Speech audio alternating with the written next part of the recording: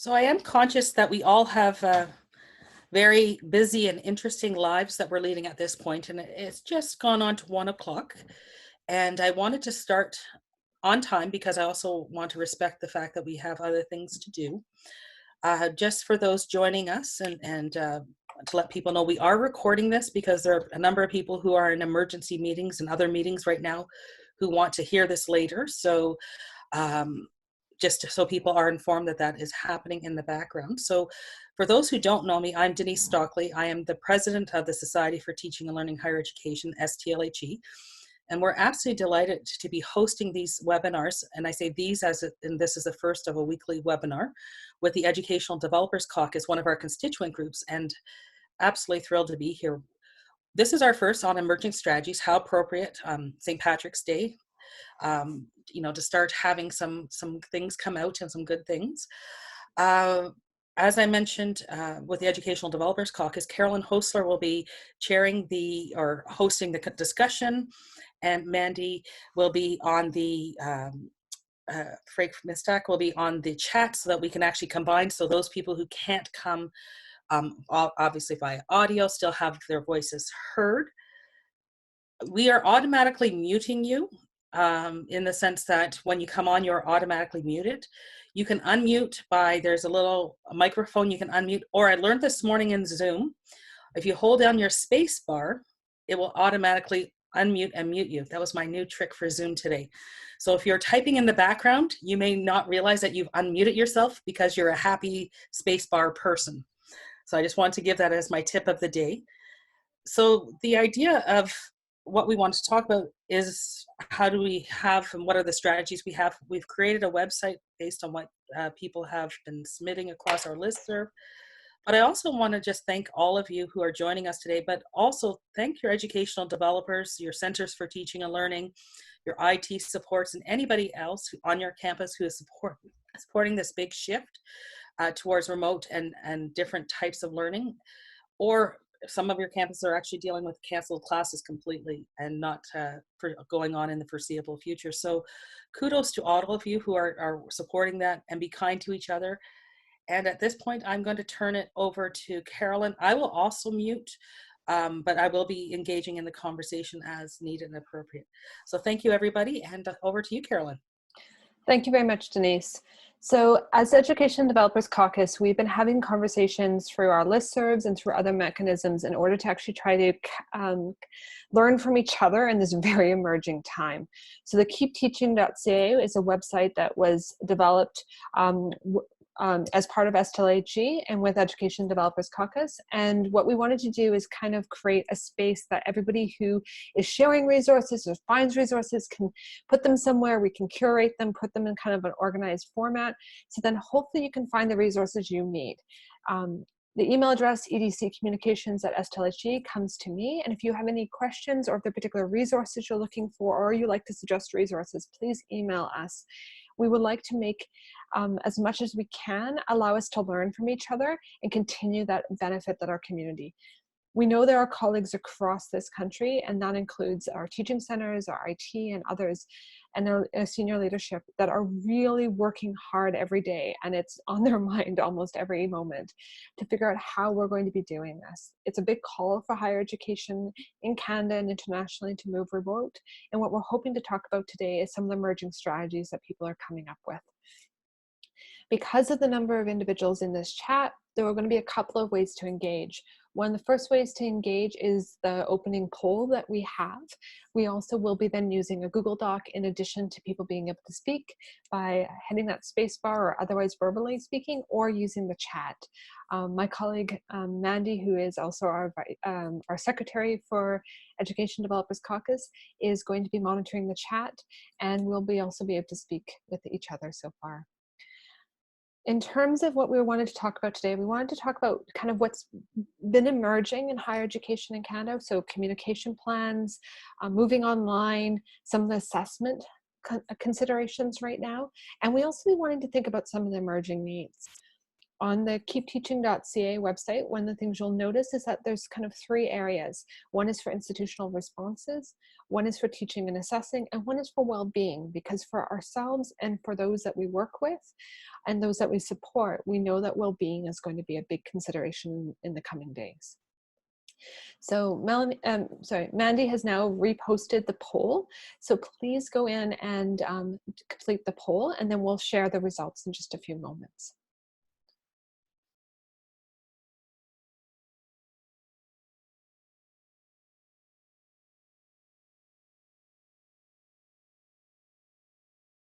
So I see the responses coming into the poll, and I'll share the results in a few minutes.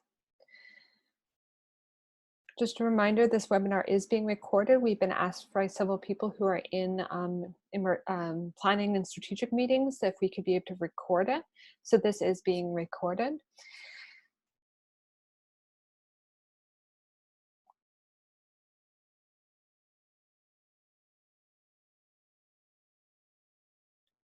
So we're getting close. We have just about 70 people in the conversation today, and we have about 43 responses. So I'm just going to wait till that number evens out to the number of people in the poll a bit more. And what I'm going to do right now is just switch over and show you how the numbers are coming in on the poll.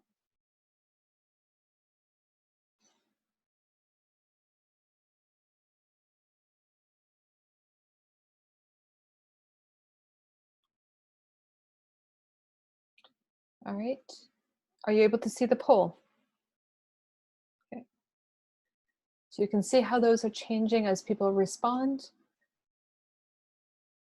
We're at very different stages in what we're responding so far. So some have declared and not yet remote. Others are still waiting. Some have started into remote, and some are actually mostly into remote classes now. So one of the things we know about this is that it's hit different places at different times. We want to thank Laurentian in particular. They were one of the first ones to put out an online one, and it's both in English and en français. So that's a great resource, and our colleagues at Laurentian, thank you very much for sharing that with the world. It is one of the resources listed on the keepteaching.ca, and they've also provided that as a Google Doc that the rest of us can see, so we can actually figure out how we're doing this as well. There's others that are listed on that website that have been tremendously producing resources, curating them, and having institutional responses. In addition to that, we also know that there are some institutions are still in the waiting phase.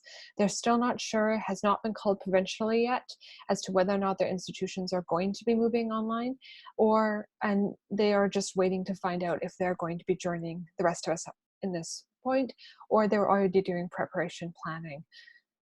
So knowing that about our colleagues, just a reminder, we're very good at creating, we're very good at doing, and we're very good at supporting, but it's also a time that we can actually learn from each other. And very much I'm excited by just the way the community has come together. It is incredibly meaningful because it is a very trying and difficult time.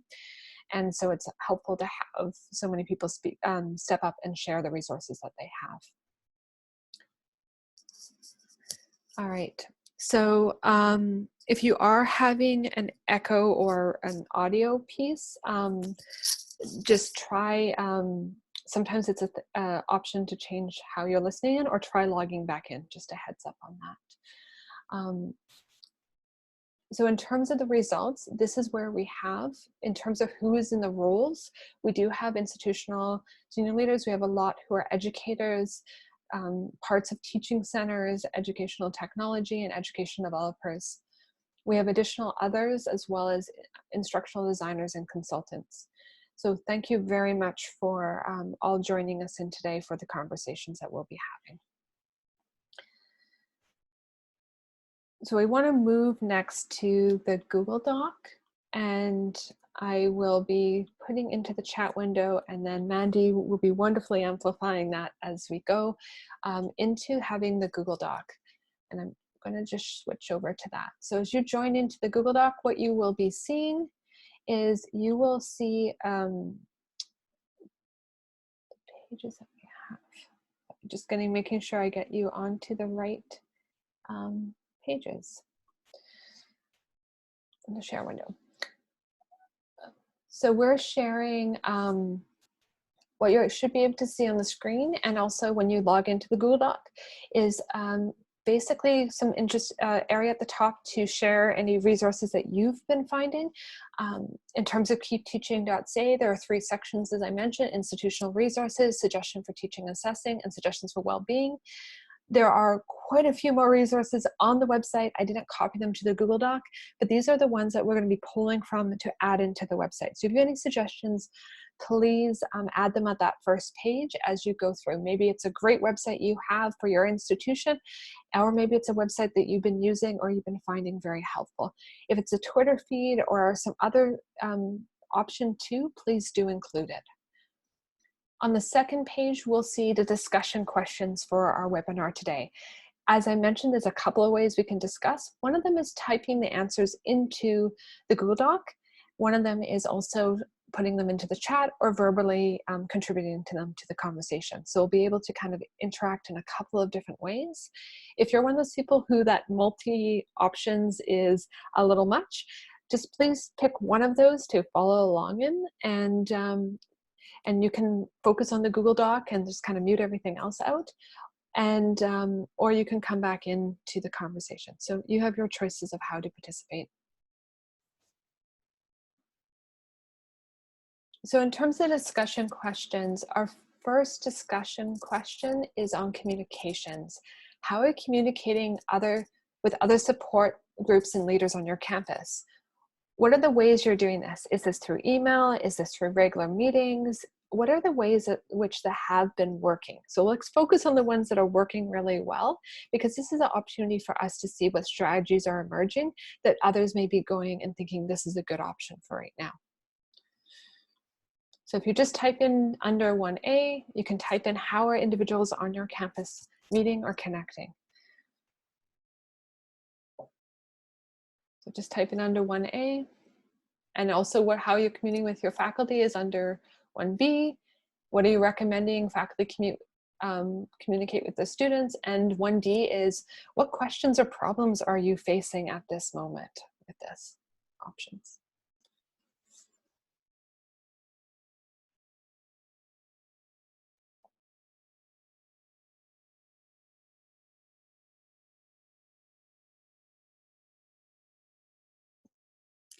Also, these are really great questions to think about if you haven't already on your own campuses, is to have these conversations with people that you're working with, because I think those are things that sometimes we forget to actually say, why are we doing this and how are we doing it? And Erika, when you get settled in, you're welcome to hop on verbally and join the conversation facilitating.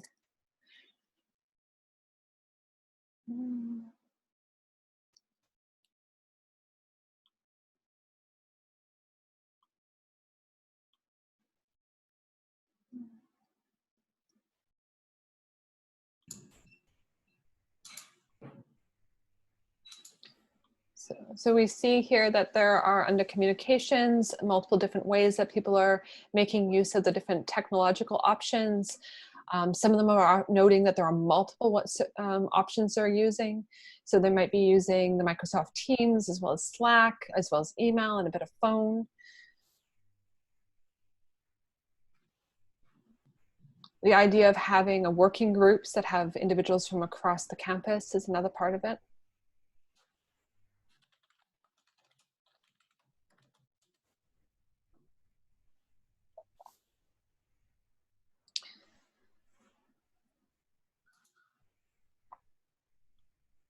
And we continue to have individuals joining us. So if you can't see a link to either the Google Doc, which has been put in the chat, please message and let Mandy know, and Mandy can join in. I can post the link again.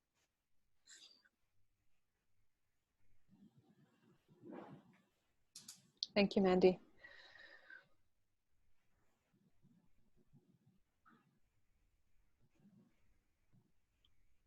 You see there's different options that people are using. We're using everything from WeChat to Zoom, Blackboard Collaborate to BlueJeans. There's even one I haven't used yet, which is Bongo, which is apparently embedded in D2L, so that's exciting as well, to see that there's just this many options to communicate. We're still using phone calls as well as Skype and others. We're using emails. So there's multiple ways that you're communicating with your faculty and communicating with individuals. There's some centralized websites, and as I mentioned on keepteaching.ca, we do have a list of some phenomenal institutional samples that our colleagues have created across this country, and that allows people to see how people are shifting to the remote, how they're keeping everybody updated on their campuses. So if you are in the process of developing a website or you're thinking about it, please go see those examples. You can see both what people include, how they tone it, how they set the tone for what they're talking about. Again, we have so many people across this country that are working on this, and being able to work together and share resources is allowing all of us to make this manageable as possible. The other thing that's being noted is that there's one-on-one group support for faculty for web conferencing. I know several teaching centers are holding virtual office hours or virtual drop-ins. I've actually seen a friend post on Facebook thanking their teaching center for the work they're doing to make their teaching more possible during this time. So I want to say a shout out and a thank you to all those in teaching centers that are directly communicating with faculty. You'll see this Google Doc is filling up with all the different ways that you can and have been communicating. And you'll see also that communication's at so many different levels. We're talking about communication at the institutional with leaders. We're talking communicating with your faculty as a leader, and as well as faculty communicating with students. There's a lot of different people involved in these changes. So I wanted to look now at the questions and the problems that are arising. And we have on here, we do have Erika, who is now Education Developers Caucus Chair. And we also have Denise, who is our STLHE President. So I'm gonna tap both of you on the shoulder to join in on conversations as they make sense. I'm not saying we're gonna have answers. I'm saying we're going to have conversations today. And then as people have suggestions, we can keep sharing back what's happening. So in terms of the questions and problems that they're being faced, there's concern about later repercussions on review committees when being reappointed, particularly for tenure track faculty and probably also for term faculty. As a student moving back, basically like worrying about what happens when students are leaving campuses and where they're going, and what does it mean for well-being. When students are on campus, they do have access to a lot of the resources. When they leave, they're moving across across international borders as well. And so how do we continue to provide support to students? So there is also concerns around assessment. I know I've already, in my role as Education Developer Vice Chair Communications, I've been fielding some questions about assessment. It is an area I have a particular background in, and so having conversations around what does good assessment look like, and what are some of the fears and concerns about moving into remote assessment. And there's a section below, and we'll get more into detail. Like how to deal with plagiarism, how to do lab assessments, how to do performance assessments. The other one is when you move online, as we're having today, it's not necessarily done in the same way, and it's not necessarily done in what they would do face-to-face. And so a lot of individuals, that idea of, well, I meet 10 o'clock, we talk for an hour, this is how I do this. There's a lot of change into terms of the methods in which teaching is happening. The other one that's being written right now is faculty who don't know how to use technology or struggle with the particular options for technology. Final exams not being face-to-face. We mentioned assessment is now the next wave of concern. There's also there's other parts about being over-enthusiastic. The idea that everyone's going to go online, it's going to be wonderful, and it's going to work out well. And it's challenging for individuals who are seeing this, because for them it's scary. And we need to remember that sometimes if someone says to me, let's have a conversation about assessment, I may be excited, but most people might just be worried or scared or concerned. So how do we balance our own recognition of the potential here for also the recognition that this is highly disruptive for people's lives? Carolyn, can I just jump in? One of the things that I'm finding, if people can hear me all right. Yes. one of the things that I'm finding is that the messaging is so essential because it keeps changing, sometimes almost hourly. So as soon as you've drafted something, you get a new piece of information.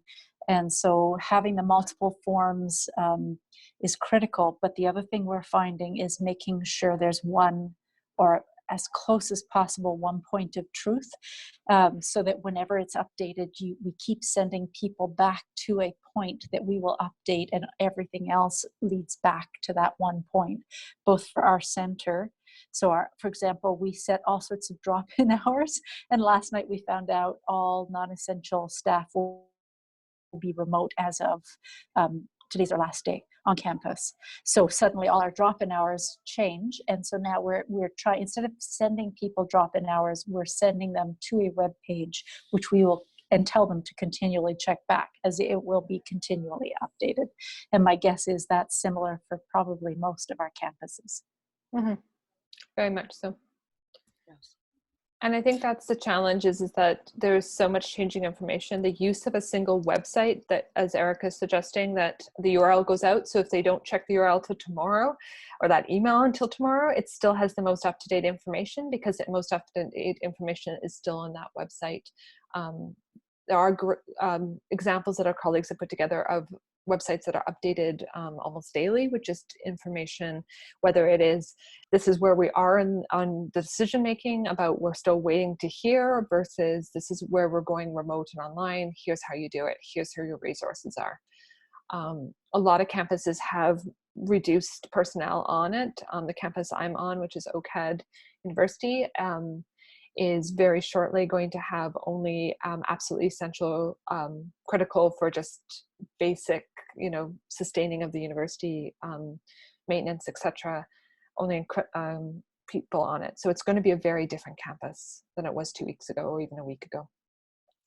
So in terms of the spaces that we have, one of the other things, talking about libraries in the campus who are closed, not every student has connectivity. So we say, let's go online. But Denise was talking earlier about if you live in rural communities or on rural internet, you don't necessarily have the bandwidth that everybody else does. And some of our students don't have internet at home. They have their data on their phone, and that's going to get expensive fast. So how do we allow for students to access information? Where can they go to get internet? What does that look like if they email and say, I don't have internet, how am I going to do the assignments? So we'll need to have some conversations going forward. One of the things I think about is, as Erika is noting, that your campus is changing hour by hour. I'm at Queen's University, and we actually have two different things happening. Our Faculty of Health Sciences, which includes nursing, medicine, and rehab, has a completely different set of sort of edicts as their main campus. And so there's a lot of confusion for some students as they cross over different boundaries. And so keeping yourself informed is really important, but also being aware of what your own limitations are. As Carolyn noted, I'm only 2 kilometers from the largest shopping mall in Kingston, and I cannot get high-speed internet. So I don't live out in the middle of nowhere. I am 10 minutes to drive to the university. So we have to be aware that as we encourage faculty and others to make decisions, that we are actually potentially doing more harm than good by just saying automatically to go online. So just being aware of what we're suggesting to everyone and to be aware of it. Yeah. And go ahead. I was just going to say, there was a comment here about the idea of the, speaking of bandwidth, very few have the cognitive and emotional bandwidth for learning right now either. That's from Trevor Holmes. Absolutely. People are dealing with, as you noted, Trevor, kicking out of residents, faculty, staff, students, and so on and so forth. We are all dealing with lots of different issues in our own lives personally and everything else. So are our students. And so we always have to be aware of how the other is doing. Thank you for bringing that up. I also wanted to just note that if we are, one of the reasons we put a well-being page immediately on to keepteaching.ca is we know that this is going to be a huge implications in terms of well-being, so whether it's from social isolation or just the huge disruption in daily lives have a psychological impact. So being aware of ourselves and others, being able to reach out and support, but also recognize your own boundaries and your own needs in this.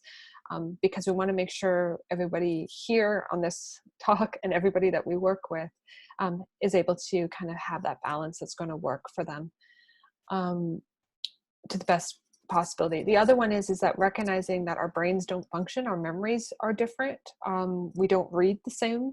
All of that changes when we're under stress. And so thinking through some of the ways in which we present information, allowing people to maybe do it a bit more asynchronously or a bit more less timed might be part of this, because all our brains are under a different kind of cognitive load at the moment. One of the things that came up was the question earlier about evaluations. Somebody noted that they are offering faculty the option not to have winter 2021 term evaluations included on their official file for tenure and promotion. So even though it's not quite there yet, thinking through some of these policies, or at least annotating a list for later, might be part of that. Hi, Carolyn. Just a quick note. There's a big list discussion about this on POD, our American equivalent, and some institutions are deciding not to run them at all. Some are deciding to run them, but not. Oh, it looks popped up. McMaster has canceled the course evaluations. Some are suggesting the canceling of the formal summative evaluation, but encouraging faculty to circulate feedback options for students to provide feedback, because it will be critical for everyone to know how this works, particularly if our summer terms also go online. So, and I think we're preparing some templates and sample feedback that people might choose to use, and that might be something we could share, and other people might share their versions to the EDC list or here on this list, so that we all can share some different options. Okay. And I think as our messaging changes, it's really important for us to keep sharing that. For example, this morning at Queen's, we canceled all summer classes that are in person and not putting on courses automatically online unless they were meant to. So even though on our website we have messaging from institutions, I think we should keep up this messaging. I'm loving the chat and how people are sharing who's canceled what and where forth. But if we could keep funneling that out, because I think it helps that we're able to share what other institutions are doing, because we're all learning at the same time. Yeah. And I think that's a very important thing. Again, the email address for any resources, anything you want posted, is the edc_communications@stlhe.ca. It's on every page on the Keep Teaching one, and it goes to me, and then I can help get that information online for our community. One of the things to be thinking about is questions around things like academic integrity, even something like copyright moving online. So having kind of those questions about, one of the things that's come up a couple of spots in this chat and applies to our conversation about assessment is questions about things like moving labs and practicums online. I'm a practicum supervisor this term, and we just got the email out of the University of Regina, where I'm supervising 2 practicum students. And having just what is the resources that are being asked, what are alternatives for how to do the practicums, having that information is helpful, but it's still a question of, but this isn't the same. And I think one of the 2 things that I've heard from concerns are, is this going to be equivalent? Is this going to be the same? How will these grades get counted? And also, if students are doing this remotely, is there going to be more academic integrity issues? One of the great posts that have been going out there is Kathleen, I'm going to maybe not say the last name right, but I apologize, Kathleen. Kathleen Volterlin is posted about just the idea of empathy and compassion in this, and as well as recognizing the disruption for students as much as for us. And this is a bit of a learning opportunity, but how do we do this in ways that say, we know you want to do well in this, we know you want to do your best.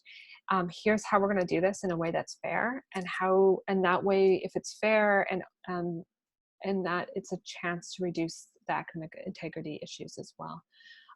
Open book exams, for instance, are a way to assume students will have access to their notes.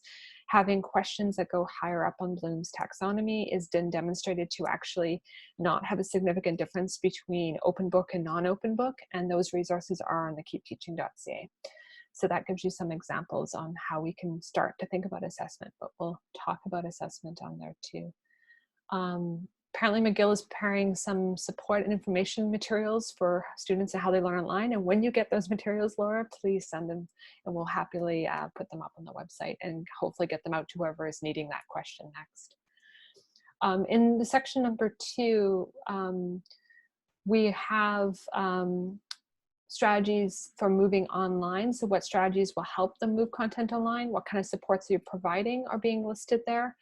and in additional kind of questions or problems. If you've already put the questions and problems above, you can just make a header and then just let us know to look above, or you can copy your comment and put it down below, either way. One of the things to also note is that we have adjunct faculty that depend on spring and summer teaching. And we have also casual staff on our campuses that this can be highly disruptive for. OCAD did announce that they are paying people as planned for the closure for the time being, but it's the information from different campuses is not necessarily specific and clear at this point. So being able to kind of adjust for that is important. So. Hi, Carolyn. I'm just going to jump in. There's a series of questions being posted now about what instructors can do or share with students who don't have good computer or good internet access. So I thought that might be a good time to pop up, and maybe people could jump in and share through chat or through the Google Doc if they have suggestions. I know I just came out, I was late, I apologize. I was in a meeting with the provost and the deans, and one of the questions they're discussing is exactly that issue. Our libraries are about to announce that they're closing. Our public libraries have closed. So most of the places students might go for internet access and faculty might go for internet access are closing down. And so there's discussion on our campus about whether to keep some of the computer labs open, and if so, how? And I would love to hear what some other institutions are doing about these kinds of supports.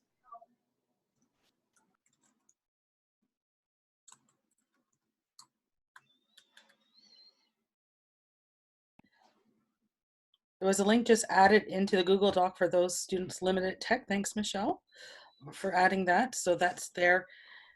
And I wanted to again stress, it's not just people who we assume don't have access to technology.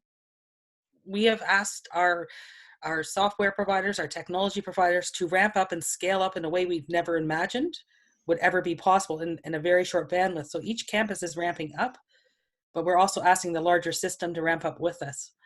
And so it's about consultation as well with who our providers are and what we're doing. Okay. Critical issues.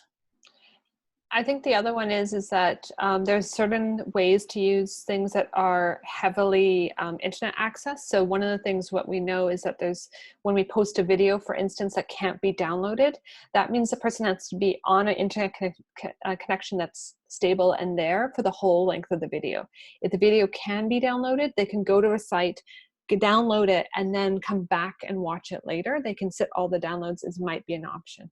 So even something as how we set up things, whether they can be downloaded or not, can broaden it, because people might be able to go somewhere for access if they're not in isolation. The challenge also is that there's individuals in isolation, whether it's because they have immune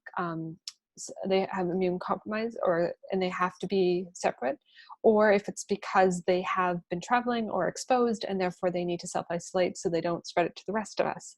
So recognizing not everybody has the option to go somewhere may also be part of this.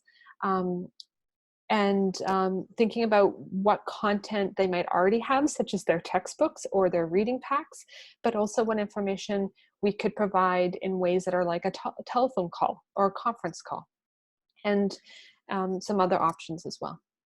So another thing to think about, and I've been hearing loud and clear from some of my colleagues, is that one of the things that we have to be aware of as we're shifting so rapidly to online is the accessibility issues and concerns. So it's not just bandwidth issues. There's also individuals who cannot access the technology that we've chosen because of the lack of accessibility for their particular needs. So always being aware of what we're doing. So for example, if we are doing video, going back to what Carolyn just talked about, if there was a closed caption option, then I actually don't have the bandwidth issue because I just read the closed caption or the other transcripts as available. As soon as I have to watch a video, I have to make sure nobody else in the house is online at the same time. So thinking also what we're doing and who we're limiting is really important as we go forward. Yeah, I think and one of the things to recognize is that this is like almost like spiral learning. The first pass we get, won't be perfect, won't get everybody, but then we need to be conscious of like who we're missing on each pass. And as we've noted, the question of course evaluations is coming up now. The next question will be something else. Final exams are starting to be talked about. So one of the reasons we want to meet weekly is that we can recognize what are the current concerns.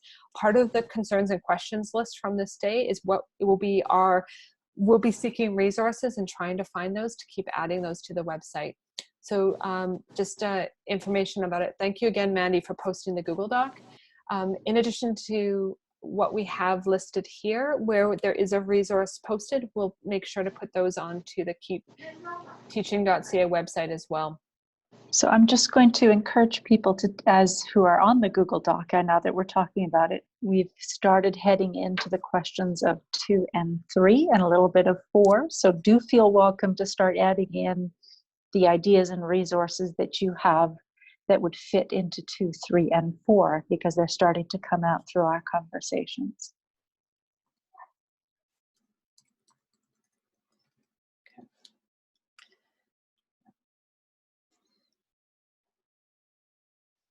So there has, so in moving online, that's the idea of teaching online or moving resources online or even moving office hours, as Erika noted, online. And then we have in 3, which is assessment, resources to help people think about alternative assessments and some of the questions that are coming up. And I know academic integrity, we already flagged this up. Please, if there's specific questions about it, please include those as well.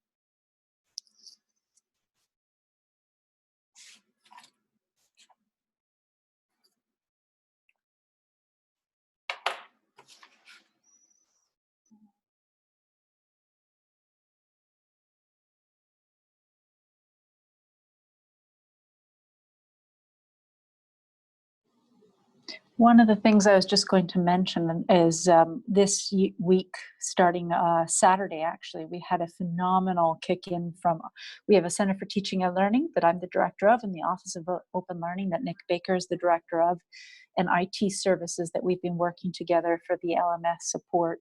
And the teams have come together. It's phenomenal. I think one of the most amazing things is to see how the different teams from across campus have come together.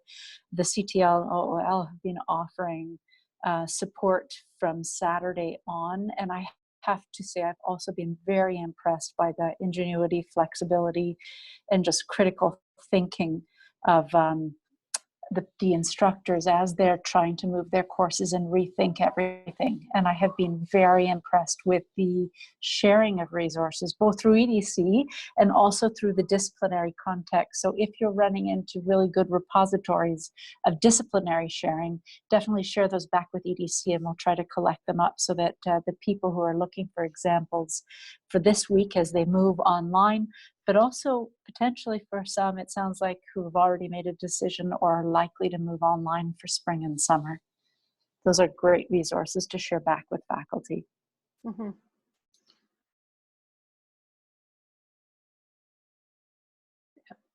The other one to be noting is on campuses, student counseling and well-being are often shifting how they're providing services as well. So being cognizant, and in those central websites are so helpful for both the resources going to students as well as instructors. So instructors who are trying to figure out what supports to provide their students, sometimes directing them towards those central ones, or being familiar with what's available on the central website as to what student well-being and counseling are also still offering. Same thing with any accessibility and accommodations. One of the things that was noted earlier is about access and things like that. An individual who has a disability might have been without an accommodation plan in your face-to-face class, might need an accommodation plan in your now remote teaching class. So thinking through what are some of the flexibilities or options there. And a lot of this, again, is going to be almost like a spiral learning. The first pass through will get, hopefully most individuals will be able to make use of it, and then we'll continue to have to troubleshoot and problem solve as we go forward. I'm seeing a list grow on the screen, as hopefully you can, and basically how to teach without internet access, how to keep internet access, computer labs open, and final exam options in grading. And I think final exams are on the horizon, and it's where people are starting to have conversations about.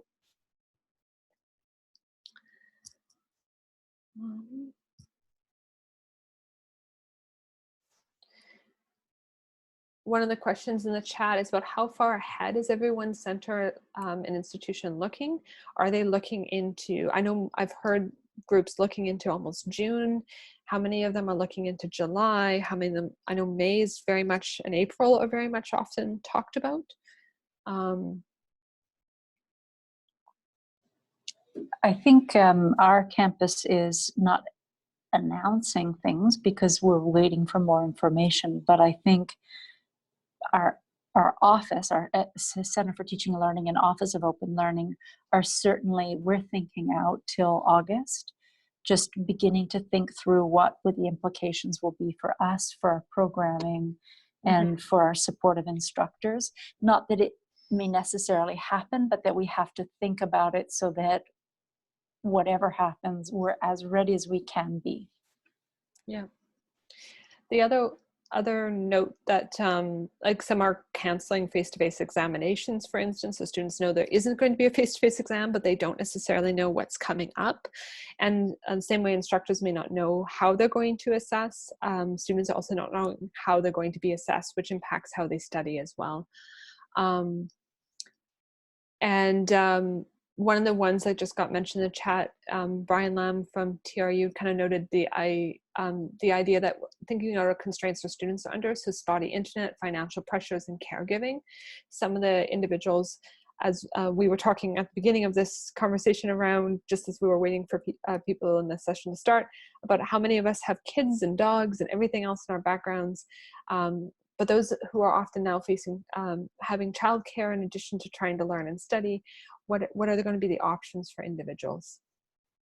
In terms of assessment, some of the resources that they're talking about are like 24-hour take-home tests. This allows for factors influenced by time to be adjusted. Having randomizations of questions, bringing faculty together to brainstorm. One of the conversations that came up yesterday was there any organizations getting together to say, all right, there's how many people teaching Biology 100? Could the Biology 100 instructors across the country come up with some solutions or strategies that might work for them? And so thinking through what are some of the options that are going to be disciplinary appropriate, but also question type appropriate. The other one to think about, which has come up a few times on some of the websites we've already posted on the keepteaching.ca, is that if you think about an online exam, the challenge is that the questions, if the internet drops, they could lose their answers. So making sure if students are writing essays and submitting them online, they're able to download the questions, work on them, and then upload them. Because if they drop their internet, you wouldn't want them to lose their essays. So thinking about some of the constraints on this. There are also, so looking at kind of some of the options that are out there. Every campus has some form of IT and learning management options usually, and that's the expertise that is often tremendously valuable on the campuses. So if your campus has a center or has one, as Erika said, there's like online learning or IT or LMS support, finding out who those individuals are, that would be a great resource who will know what is appropriate on the campus itself. In terms of questions or problems you're facing that you'd like to raise, basically, are the questions of having incomplete? Are they able to use earlier? Are they going to be listed as credit or non-credit, pass or fail? Those kind of questions are coming up.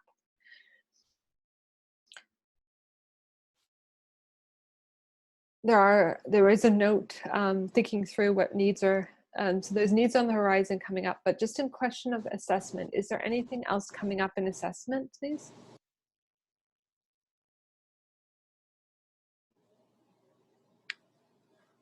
I know on our campus and on some of the lines, the alternative assessments for things like performances and art, those were very difficult. I think there's been some really good sharing on the disciplinary lists about alternatives and or using existing work to create sufficient of a grade.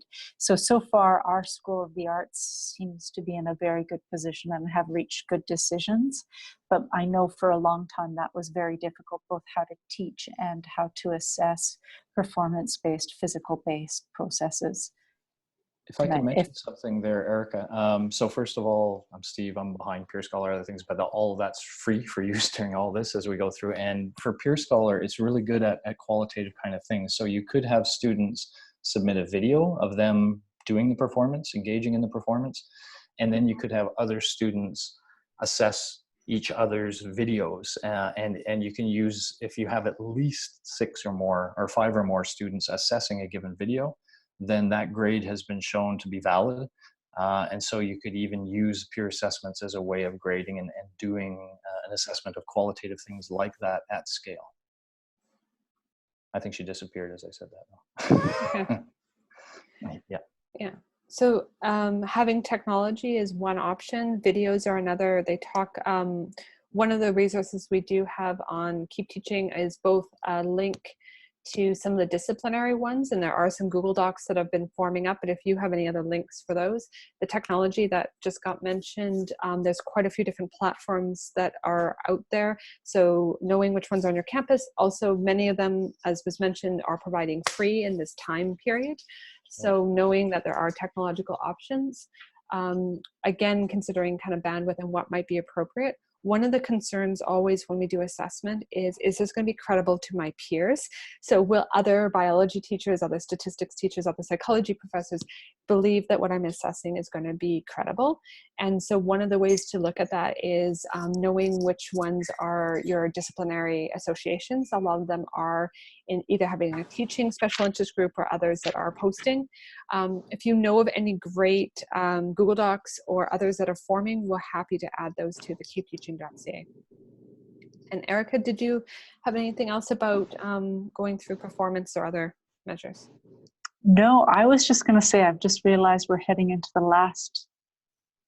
less than 15 minutes of the session, and I wondered if we might address one of the questions that came up under what needs are on the horizon, and it's around the support of the centers for teaching and learning, the people or those who are not in centers, the faculty who are helping to support their peers. How are you managing your support, and how are you managing also the wellness of yourself and your peers?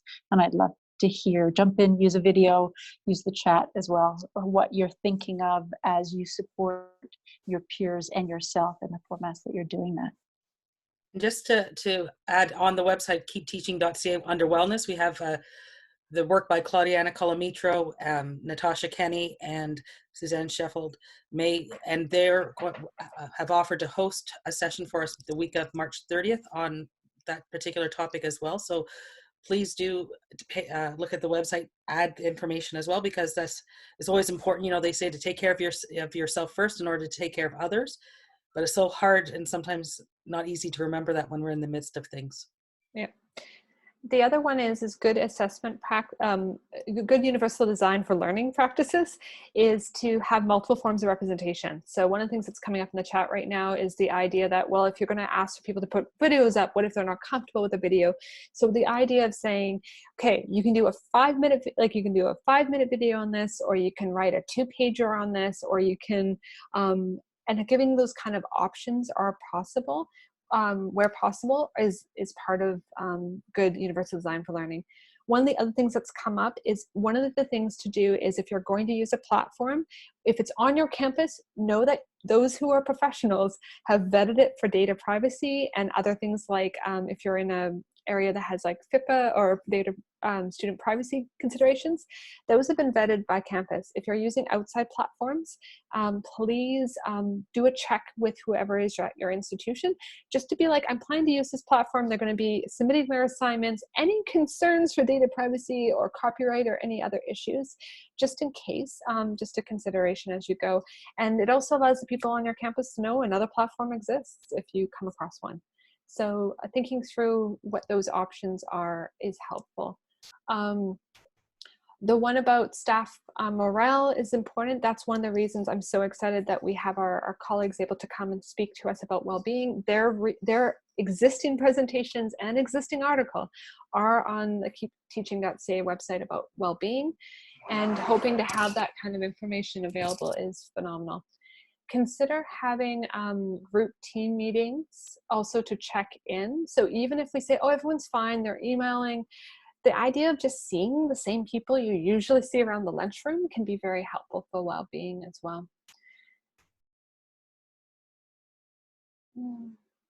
So I'm just also taking, yeah, so recognizing the individual distinctions, sometimes places or videos. Again, UDL very much encourages multiple forms of representation. That is multiple forms of representing what the students are learning. I know my colleagues across this country are phenomenal when it comes to sitting down with individuals and instructors around what options might work. I'm also encouraging that if there are any questions that you're swamped on your campus and you need to find resources for and you want examples, please just send an email off the keepteaching.ca, that email address of edccommunications@stlhe.ca, and myself and others will try to track down some of those resources for you. So if you're saying, okay, my faculty are looking for X, I did a quick search, I can't find it, can you track this down for me? We're happy to do that. This is a larger community, and whatever we find, we'll share back with the larger community.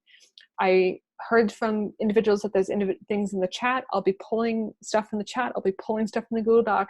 We'll try to pull this together and put something online, as well as this discussion gets recorded and available online. Right. Thank you, everyone, for what you've been posting so far. And just a reminder, we're not going to get this perfect.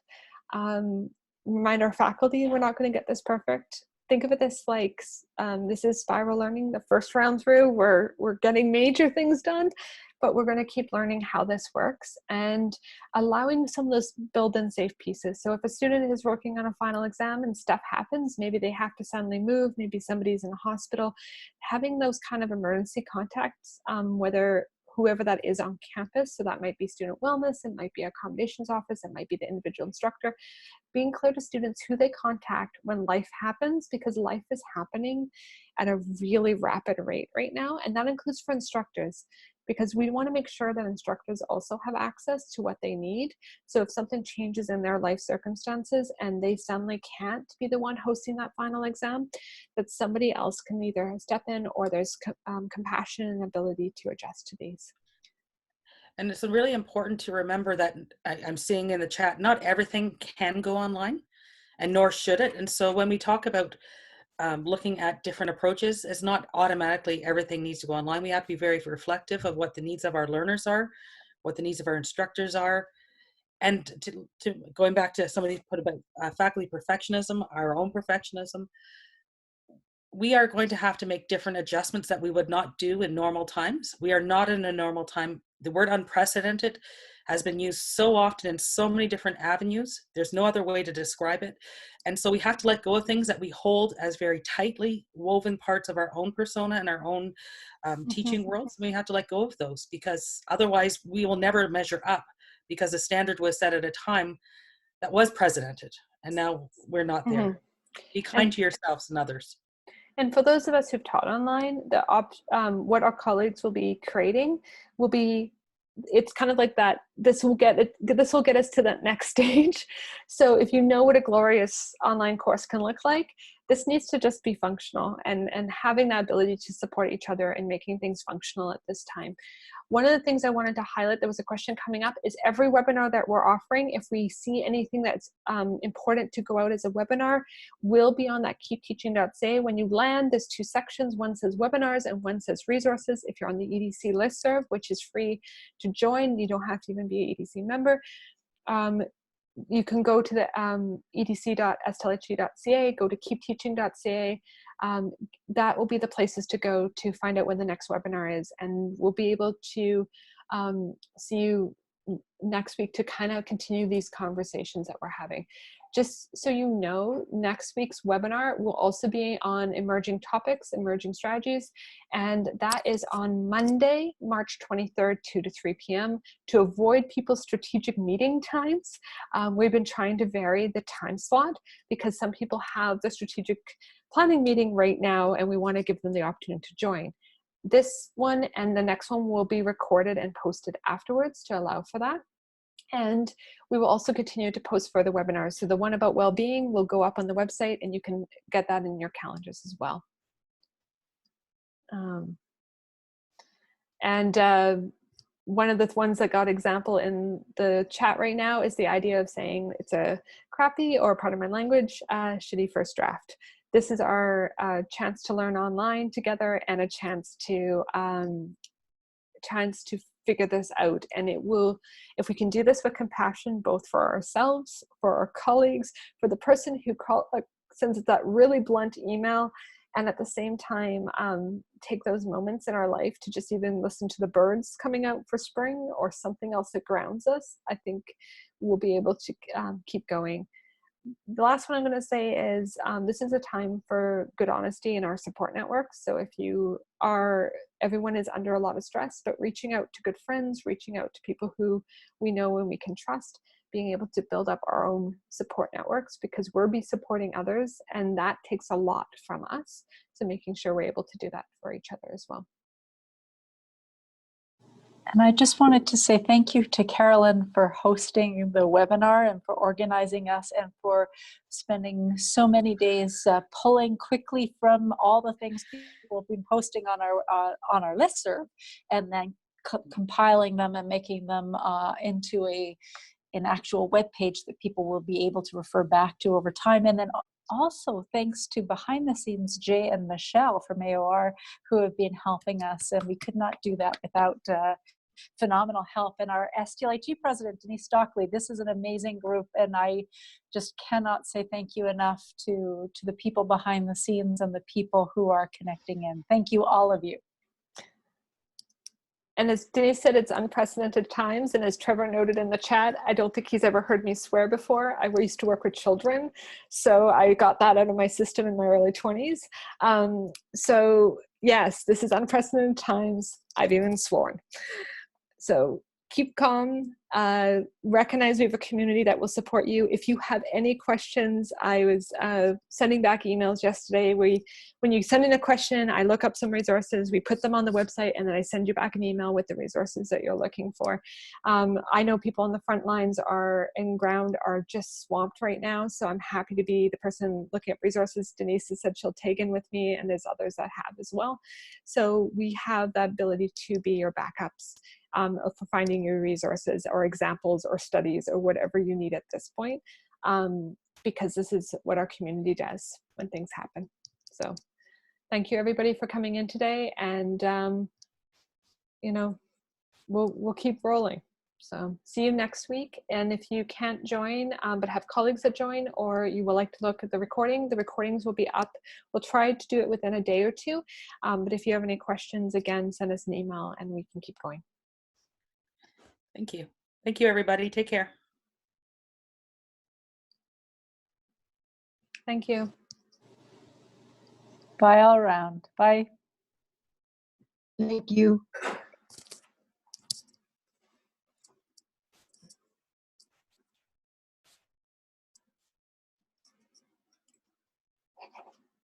And thank you, Mandy, for hosting the chat.